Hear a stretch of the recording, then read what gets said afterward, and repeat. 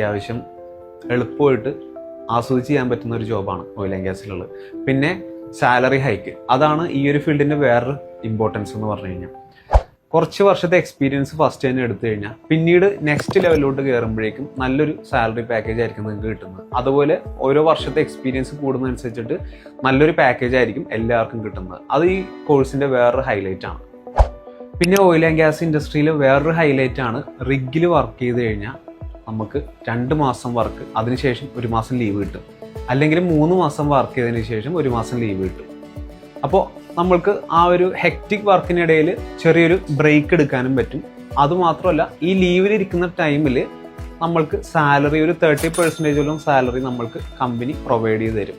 പിന്നെ നമ്മളുടെ travel expense ആണെങ്കിലും ആ സമയത്തുള്ളത് കമ്പനി തന്നെയായിരിക്കും കൊടുക്കുന്നത്.